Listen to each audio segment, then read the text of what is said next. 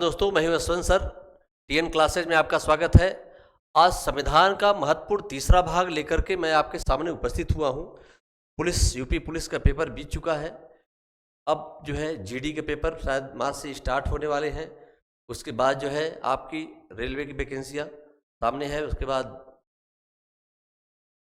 उत्तर प्रदेश की जो है पीसीएस की वैकेंसियां, सिविल सर्विसेज की, टीजीटी, पीजीटी, समस्त परीक्षाओं के लिए यह एक उपयोगी जो है संविधान की ज्ञान आपके सामने मैं रख रहा हूं। एक एक तथ्य के साथ, विश्लेषण के साथ व्याख्या होने जा रहा है। ठीक है, तब कलम कागज उठाइए और नोट कीजिए। इसमें सबसे पहला तथ्य जो सामने आ रहा है, ये देखिए, 1892 के अधिनियम से समाप्त हुआ था। अब जो अधिनियम आने वाले हैं, देखिए हुआ क्या था कि 1892 के अधिनियम में संसदीय प्रक्रिया की रूपरेखा तो निश्चित हो गई, सदस्यों को जो है वाद विवाद का अधिकार दिया गया, लेकिन उत्तरदायित्व विहीन। अब क्या हुआ? कांग्रेस की स्थापना के बाद कांग्रेस एक मजबूत रूप से राष्ट्रवाद का कारक बन गई। भारत में एक मंच बन गया राष्ट्रवाद का। जो है कांग्रेस से जुड़ना मतलब राष्ट्र से जुड़ना हो गया।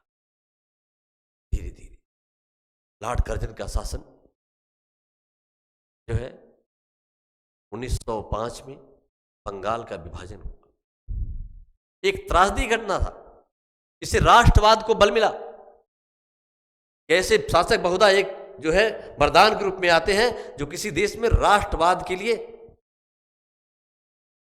एक स्रोत का, टॉनिक का, रामबाण का काम करते हैं। बंगाल के विभाजन के बाद स्वदेशी आंदोलन हुआ। इस पे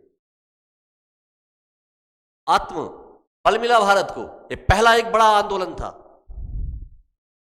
पहली बार आंदोलन के लिए बहिष्कार की नीति चली। रविन्द्रनाथ टैगोर, बाल गंगाधर तिलक जैसे कई राष्ट्रवादियों ने आंदोलन को सक्रिय किया। कांग्रेस का पूरी समर्थन था। बंगाल के विभाजन एक त्रासदी था, गड्ढा था। 1906 में मुस्लिम लीग की स्थापना हुई। जो है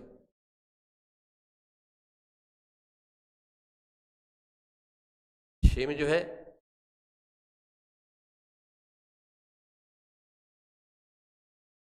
मुस्लिम लीग की स्थापना कहां हुआ? ढाका, आगा खां। आगा खां प्लस मोहम्मद सलीम उल्लाह, ये बंगाल का नवाब था। मुस्लिम लीग कांग्रेस का विरोध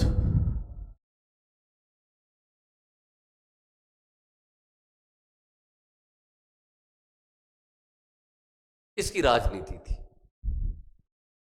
ब्रिटिश सरकार का समर्थन हासिल था, खासतौर से लॉर्ड मिंटो का, जो उसमें भारत सचिव थे और वायसराय थे भारत के। उसके बाद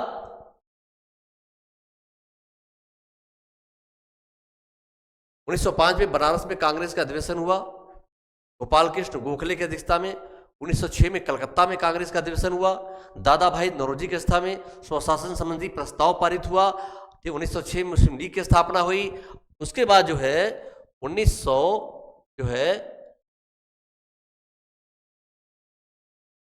1907 में ईस्वी में कांग्रेस का अधिवेशन कहां हुआ? सूरत में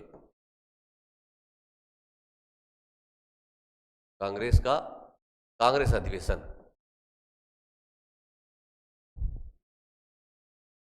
और कांग्रेस का विभाजन हो गया।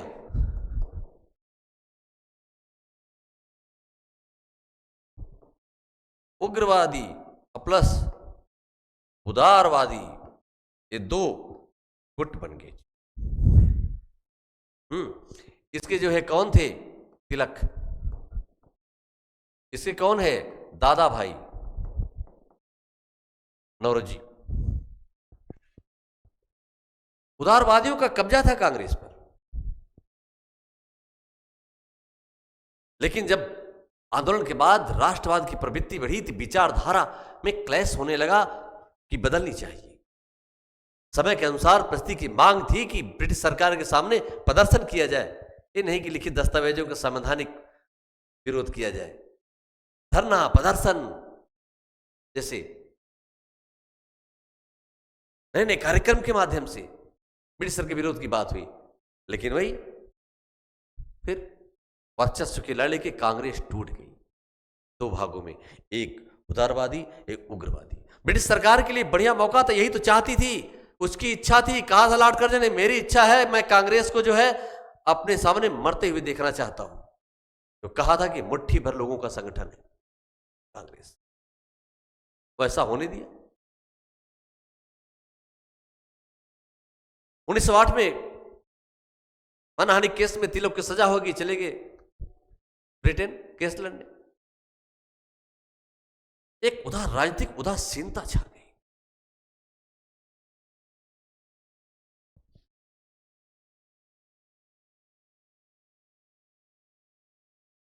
उसमें secretary of state Lord Morley, Lord Morley plus viceroy Minto ने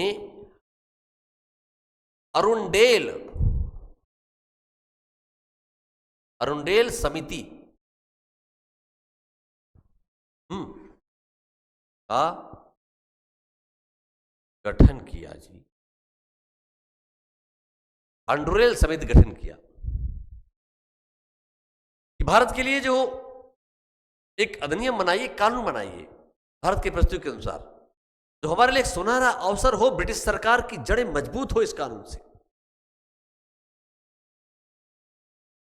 और इन्हीं रिपोर्ट के आधार पर जो है 1909 का भारत परिषद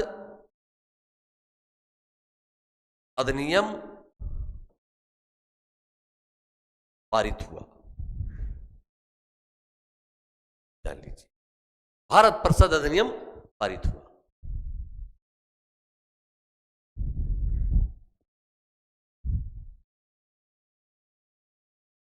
इस अधिनियम को जो है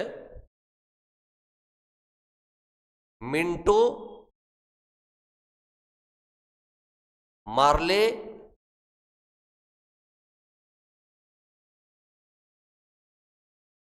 सुधार अधिनियम के नाम से जाना जाता है। अंडुरेल कमेटी की सिफारिश पर, मिंटो मार्ले के सुझाव पर यह जो है अधिनियम बना। एस डांगे ने कहा था, हम सांप के दांत बो रहे हैं, इसका विष भारतीयों को चखना होगा। इस सबसे विवादित अधिनियम में से एक था, ये ध्यान लीजिए। भारत के विभाजन की पृष्ठभूमि तैयार की इस अधिनियम ने। बांटो और राज करो के नीति के तहत जो है हम ऐसा एक विष बो रहे हैं, कहा था ब्रिटिश सरकार ने, जिसका विष जो है भारतीयों को चखना होगा। चखा, आज तक दर्द है जी, टुकड़े हो गए जी। दो समुदायों के बीच आज भी एक वैमनस्य अंदर से है, दूर नहीं हुआ। गाते रह गए सारे जहां से अच्छा हिंदोसिता है हमारा, तीन टुकड़े हो गए, भारत पाकिस्तान। आंखों के सामने देख देख कुछ नहीं कर पाए। बस यही कहा, इस सब परिस्थिति का, गति का नियत था, हम क्या कर सकते थे, ये तो होना ही। इस अधिनियम की जो विशेषताएं थी वो जो है, उस सबसे बड़ी जो विशेषता हो रहा है कि केंद्रीय प्रांतीय परिषद में विस्तार, केंद्रीय प्लस प्रांतीय परिषदों का विस्तार की बात हो रही है। ठीक है, इसमें निर्वाचित सदस्यों की संख्या बढ़ाई जाए और अप्रत्यक्ष रूप से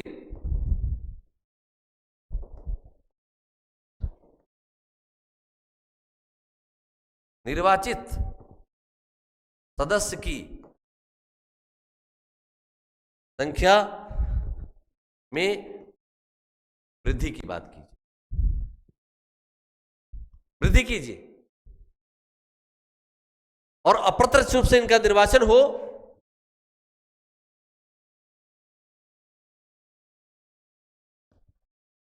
और इसमें स्थानीय निकाय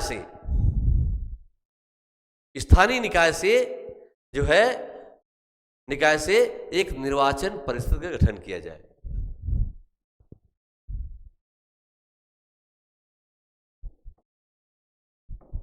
स्थानीय निकाय से एक निर्वाचन परिषद का गठन किया जाए, गठन किया जाए। और यह निर्वाचन परिषद जो है प्रांतीय परिषद गठन करेगा। ये निर्वाचन परिषद किसका गठन कर रहा है?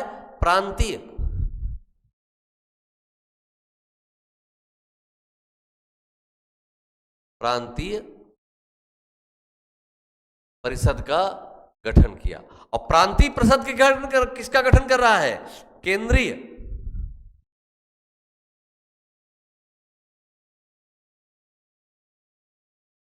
प्रक्रिया देख लीजिए। स्थानीय निकाय गठन किया गया, एक निर्वाचन परिषद गठन हुआ, उसके बाद प्रांतीय परिषद, केंद्रीय परिषद, एक चैनल देखिए व्यवस्था उनका गठन हो गया। और जो सबसे बड़ी विशेषता आने जा रही है इस अधिनियम की, वो ये है कि मुसलमानों के लिए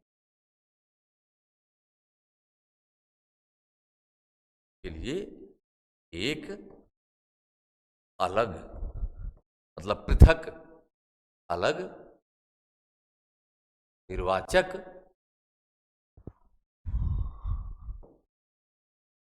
मंडल का गठन।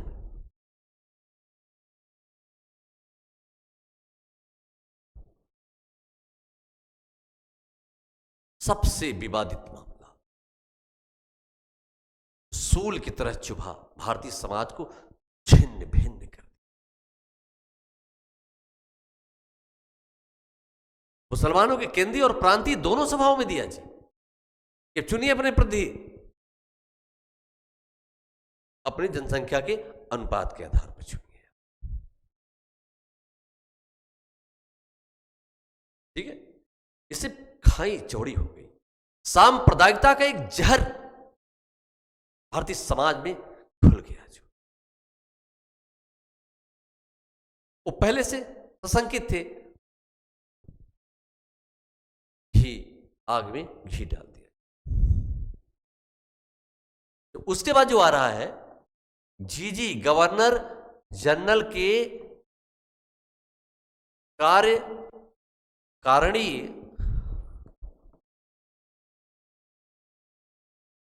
परिषद में एक भारतीय की नियुक्ति,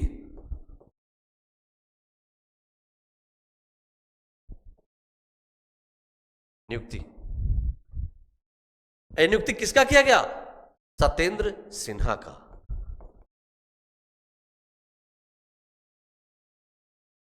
सत्येंद्र सिन्हा साहब का जो है नियुक्ति किया गया,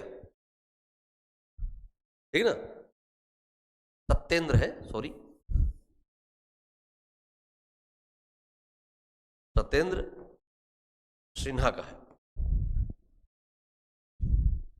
ये पहले भारतीय थे जो गवर्नर जनरल के परिषद में नियुक्त होने वाले, पहले भारतीय। प्रश्न कई बार पूछा गया है, इससे इतने बड़े पद पर पहुंचने वाला पहला भारतीय कौन था? सत्येंद्र सिन्हा। ध्यान देना, ये कई बार परीक्षाओं में पूछा गया है। ये भी मोस्ट इंपॉर्टेंट फैक्ट, ठीक है। 1919 के अधिनियम ये सबसे बड़ा प्रारूप आ रहा है आपके साथ। उसके बाद जो आ रहा है अब इसमें अधिनियम की एक और विशेषता देख लीजिए, इसमें आ रहा है कि परिषद के सदस्यों को यह अधिकार दिया गया या उनके कार्य क्षेत्र में वृद्धि हुई, कार्य क्षेत्र में वृद्धि हुई कि क्या कर सकते थे? बजट पर वाद विवाद, जन समस्या का प्रस्ताव रखना,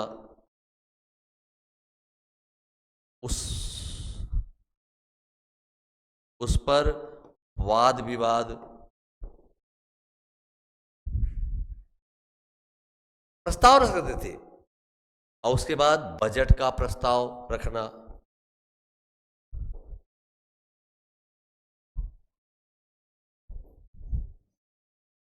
वाद विवाद कर सकते थे।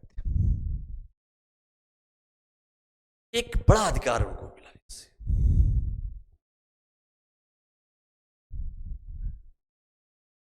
उसके बाद जो है 1913 में अमेरिका में गदर आंदोलन की शुरुआत हुई। लाला हिजर दयाल, स्वर्ण सिंह भाकना, करतार सिंह सराभा जैसे व्यक्तियों ने गदर आंदोलन की प्रारंभ की अमेरिका के शहर सैन फ्रांसिस्को में, जिसका केंद्र पंजाब था। इसमें 4 भाषाओं में गदर पत्रिका 1914 से विश्व युद्ध शुरुआत हुई, भारतीय सैनिकों को शामिल किया गया। महात्मा गांधी से दक्षिण अफ्रीका में मिलने 2 लोग थे, गोपाल कृष्ण गोखले, महात्मा गांधी के राजनीतिक गुरु, और 1912 में CF एंड्रूज महात्मा गांधी से डरबन में मिले और भारत आने का निमंत्रण दिया। इस प्रश्न को याद रखना। 9 जनवरी 1915 को महात्मा गांधी भारत आए और शानदार एम्बुलेंस सेवा के लिए उन्हें कैसरे हिंद की उपाधि दी गई। जूलू पदक, बोर पदक अफ्रीका में ही दी गई। महात्मा गांधी 2 वर्षों तक भारत की राजनीति समझने के लिए किसी आंदोलन में हिस्सा नहीं लिए, यहां की परिस्थितियों को समझा गोपाल कृष्ण गोखले के सुझाव पे। ठीक है। 1916 में भारत में होम रूल आंदोलन की शुरुआत हुई। होम रूल आंदोलन की शुरुआत हुई। होम रूल आंदोलन महाराष्ट्र में तिलकपूर्णा में और मद्रास यानी चेन्नई में एनी बेसेंट तिलक ने मराठा और केसरी नामक पत्रिका से आंदोलन को संचालित किया, और न्यू इंडिया और कॉमनवेल्थ से एनी बेसेंट जो आयरिश महिला थी, थियोसॉफिकल सोसाइटी की स्थापना की थी। उसकी अंतर्राष्ट्रीय मुख्यालय अडेयार में था। उन्होंने स्वशासन की मांग की, होम रूल आंदोलन। और सबसे बड़ी जो घटना होने जा रहा है 1916 में फरवरी में महात्मा गांधी बनारस विजय उद्घाटन में उपस्थित थे। उसके बाद 1916 में कांग्रेस का अधिवेशन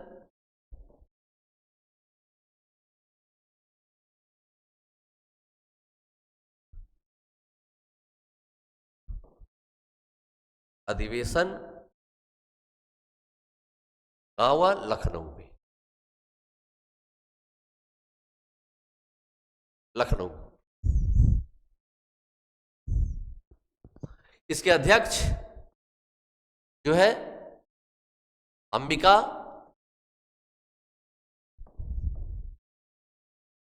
शरण मजूमदार साहब थे। इस अधिवेशन में शामिल कौन हुआ? कांग्रेस प्लस लीग, मतलब मुस्लिम लीग। पहली बार कांग्रेस और मुस्लिम लीग जो है 1916 के लखनऊ अधिवेशन में सम्मिलित हुआ। मोस्ट इंपॉर्टेंट प्रश्न देख लीजिए। इस सम्मेलन में महात्मा गांधी ने उदारवादी और उग्रवादियों को एक कर दिया। कांग्रेस की में एकजुटता, एक नई ऊर्जा भर दी। महात्मा गांधी ने सबसे बड़ा फायदा हुआ। जो बिखरे हुए थे, आपस में लड़ रहे थे विचारधारा को लेकर, महात्मा गांधी ने एक मंच फैला दिया। इस मंच पर जो है कौन कौन था उपस्थित था? एनी बेसेंट प्लस तिलक,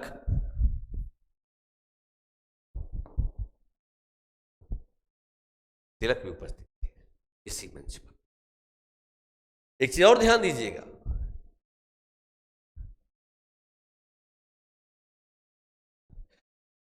तिलक ने मन से कहा, इसी मन से कहा था, क्या कहा था? स्वराज हमारा जन्म सिद्ध अधिकार है।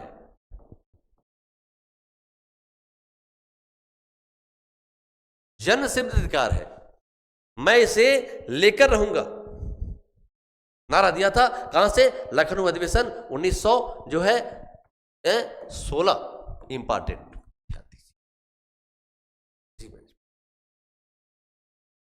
अगली जो मंच आ रहा है इसमें, इस मंच में कौन उपस्थित था? आपको महात्मा गांधी जी और राजकुमार शुक्ल इनसे मिले। राजकुमार शुक्ल इनसे मिले। महात्मा गांधी को चंपारण आने का निमंत्रण दिया इसी लखनऊ में। महात्मा गांधी जब कलकत्ता से लौट रहे थे तो छपरा स्टेशन पर रुके, वहां से चंपारण गए। वहां नील किसानों के पक्ष में 3 कठिया व्यवस्था के विरोध में पहली बार चंपारण सत्याग्रह किया और एक सफल सत्याग्रह, ब्रिटिश सरकार को झुकना पड़ा। महात्मा गांधी का भारत में प्रथम जो है सफल सत्याग्रह था कौन सा? चंपारण सत्याग्रह।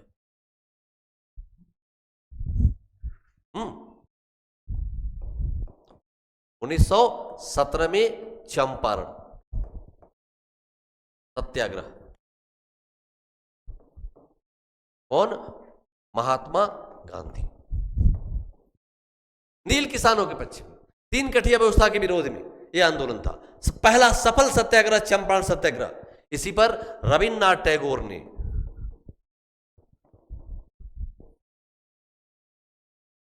महात्मा गांधी को क्या कहा? महात्मा। पहली बार गांधी जी को महात्मा कहा। किसने? रविन्द्रनाथ टैगोर ने। टैगोर जी को गांधी ने क्या कहा? गुरुदेव। गुरुदेव कहा। गुरुदेव। 1918 में खेड़ा सत्याग्रह, अहमदाबाद मीन आंदोलन, 19 में रौलट एक्ट और 13 अप्रैल 1919 को अमृतसर में जलियांवाला हत्याकांड। जगन हत्याकांड से पूरा देश हिल गया। महात्मा गांधी ने, जो गांधी ब्रिटिश सरकार के सहयोगी थे, असहयोगी बन गए और शैतान कहा ब्रिटिश सरकार। एक हंटर कमीशन भी बना, आयोग भी बना। उसके महात्मा गांधी के नेता में 3 लोग सम्मिलित थे उसमें। सीतलवाड़ साहब भी थे, चमनलाल सीतलवाड़ साहब सम्मिलित थे, तेज बहादुर सैमपुर। एक रिपोर्ट दी, ब्रिटिश सरकार ने नहीं माना, कहा राज सत्ता के लिए करना पड़ता है। बाद में भले ही जनरल डायर को 1940 में उधम सिंह ने लंदन में गोली मार। यानी परिस्थितियां एक आंदोलन में, विश्व युद्ध, स्वशासन, ब्रिटिश सरकार ने जो उस समय का सेक्रेटरी ऑफ स्टेट थे मॉन्टेग्यू साहब, जो है ब्रिटिश संसद के हाउस ऑफ कॉमन्स में सुधारों के संबंध में ऐलान किया। उन्हीं की रिपोर्ट के आधार पर 1919 का अधिनियम आया, जिसे मॉन्टेस्क्यू घोषणा पत्र कहा जाता है। ठीक है ना, देख लीजिए यहां ध्यान से, 1919 का अधिनियम।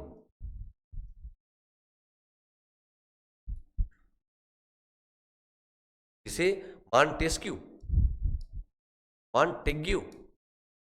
घोषणा पत्र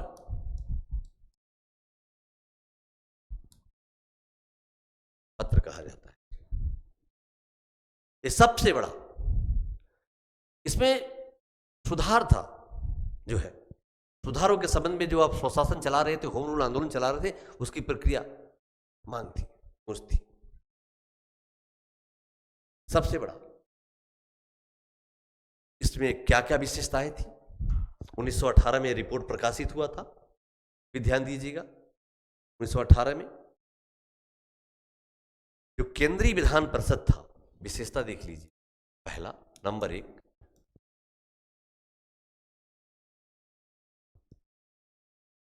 जो केंद्रीय विधान परिषद था, उसे 2 भागों में बांटा। पहला राज्य परिषद,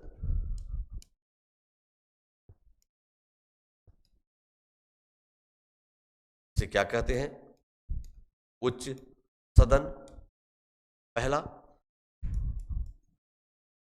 दूसरा जो था विधान परिषद,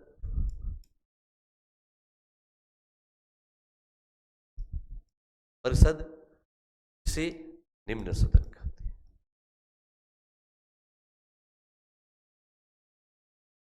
निम्न सदन कहते हैं। तो द्वैध शासन प्रणाली की स्थापना पड़ी पहली बार प्रांतों में। ध्यान दीजिए जीएस पर, कई बार परीक्षाओं में पूछा जा चुका है कि द्वैध शासन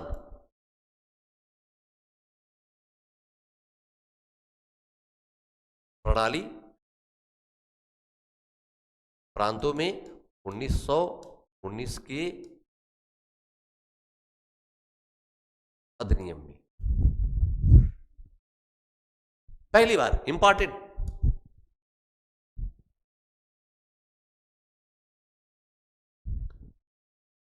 प्रांतों में भी एक शुरुआत हो रही है उत्तरदायी सरकार के गठन के संबंध में। सदस्यों के चुनाव के सीमांकन के संबंध में, निर्वाचन क्षेत्रों के संबंध में प्रत्यक्ष रूप से पहली बार, ठीक ना, सदस्यों के निर्वाचन सीमांकन में प्रत्यक्ष निर्वाचन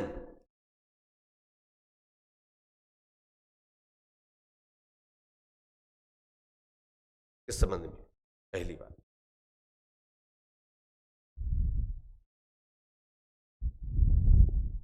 और इसमें जो 8 प्रांत था,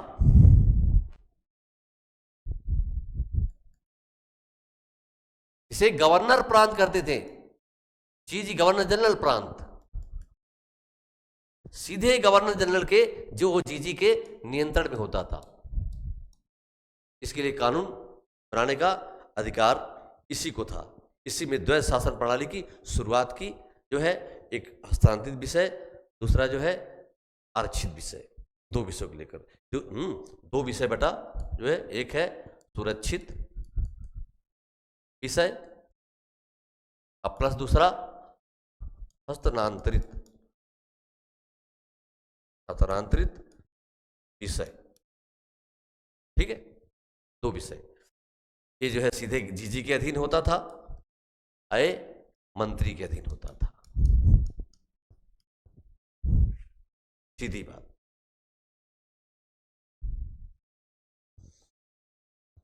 जो अगली सबसे बड़ी विशेषता आ रही है इस अधिनियम की,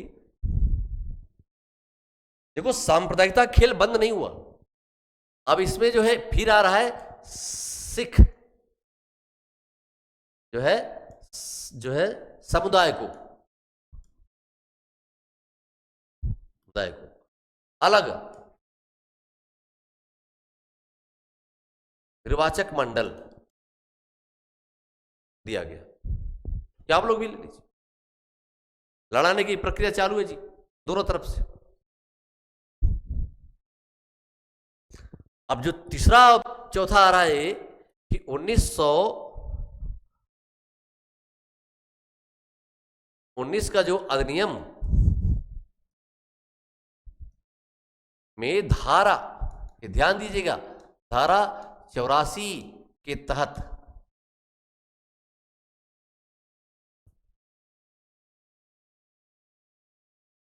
जो है ये कहा गया कि इस अधिनियम की समीक्षा के लिए एक आयोग का गठन किया जाए। एक आयोग का सीधे अधिनियम की समीक्षा के लिए एक आयोग का गठन, और इसी अधिनियम के तहत जो है 1927 में सर जॉन साइमन की अध्यक्षता में साइमन कमीशन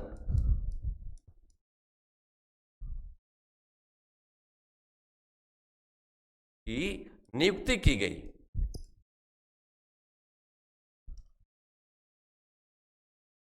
साइमन कमीशन की नियुक्ति इसी के तहत। इसके बाद जो है ध्यान दीजिए 1920 में महात्मा गांधी ने असहयोग आंदोलन चलाया। 5 फरवरी 1922 को चौराचौरी हत्याकांड महात्मा गांधी ने आंदोलन को वापस ले लिया। 11 फरवरी को बारदोली में महात्मा गांधी को देशद्रोह के आरोप में 6 वर्ष की सजा हो गई। महात्मा गांधी को जो है पुणे के जेल में कैद किया गया जो है। उसके बाद महात्मा गांधी के जो है अच्छे व्यवहार कारण उन्हें खराब स्वास्थ्य कारण 1924 में रिहा कर दिया गया। 1923 में इधर स्वराज पार्टी की स्थापना हो चुकी थी जो है। महाराष्ट्र में इलाहाबाद में प्रयागराज में स्वराज भवन भी बन चुका था। 24 में महात्मा गांधी जो है 1924 में महात्मा गांधी जो है कांग्रेस के अध्यक्ष बने।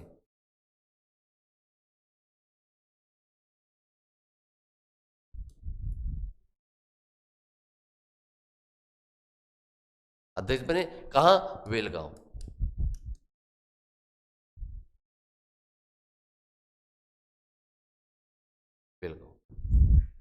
वेलगांव उस समय पहली बार और आखिरी बार अध्यक्ष बने महात्मा गांधी। उन्होंने जो कांग्रेस बिखर रहा था, फिर एक बार स्वराज पार्टी को चुनाव लड़ने का जो व्यवस्था था उसमें, उसके तहत कहा कांग्रेस की नींवों पर आप चुनाव लड़िए। जो बिखराव था फिर एकीकरण किया उसको, कहा ठीक है फिर से आप एक हो जाइए। उसके बाद नेहरू रिपोर्ट जो है 1928 में मोतीलाल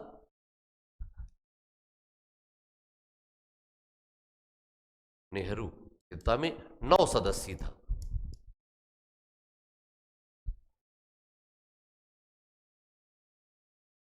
ठीक है 9 सदस्यीय दल था। अपनी रिपोर्ट प्रस्तुत की, लेकिन ब्रिटिश सरकार ने रिपोर्ट को स्वीकार नहीं किया क्योंकि कहा कि यह एक प्रगतिवादी रिपोर्ट है। ठीक है साइमन कमीशन भारत में आया 3 फरवरी 1928 को। सभी राजनीतिक दलों ने विरोध किया। इसमें 7 सदस्य थे सर जॉन साइमन की अध्यक्षता में। इसमें वो जो है ब्रिटेन के प्रधानमंत्री जो बाद में आज़ादी के समय क्लेमेंट एटली भी शामिल था। लाहौर में इस कमीशन का विरोध करते हुए लाला लाजपत राय लाठीचार्ज में घायल हो गए, उनकी मृत्यु हो गई। भारत में क्रांतिकारी घटनाएं घटी। भगत सिंह ने सैंडर्स की हत्या की। भगत सिंह राजगुरु सुखदेव को लाहौर सेंट्रल जेल में बंद किया गया क्योंकि लाहौर असेंबली में बम फेंका था, लेकिन हत्या का आरोप सिद्ध हो गया। इसलिए उनको 23 मार्च 1931 को लाहौर सेंट्रल जेल में फांसी हुई थी। महात्मा गांधी ने दांडी यात्रा की शुरुआत की 12 मार्च 1923 को अहमदाबाद गुजरात विद्यापीठ से। इधर पंडित नेहरू ने जो है 31 दिसंबर 1929 को लाहौर में पूर्ण स्वराज की घोषणा की। पूर्ण स्वराज की घोषणा। और ये कहा कि प्रत्येक 26 जनवरी से 1930 से स्वतंत्रता दिवस मनाए। उधर जो है 1930 में साइमन कमीशन की रिपोर्ट प्रकाशित होने से पहले गांधी इरविन समझौता हुआ। पहला गोलमेज सम्मेलन 12 नवंबर 1923 को, पहला गोल मेज सम्मेलन 12 नवंबर 1930 को, कहां? लंदन। ठीक है।